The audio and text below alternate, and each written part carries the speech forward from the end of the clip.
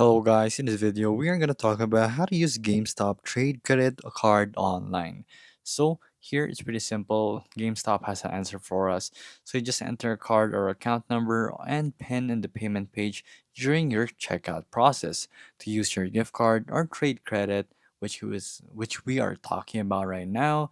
Is you must have the scratch off pin, and this pin is located on the back of the eligible gift card, or if your gift card does not have the 4-digit PIN along with the 19-digit gift card number, you can also use the gift card at the GameStop store if you want to.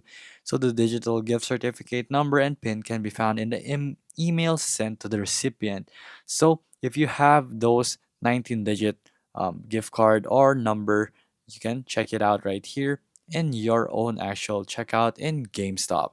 So remember, it might just deduct the amount, but you can also pay with it totally. But if it will deduct amount, you will still have to pay the remaining balance. And it's just that simple.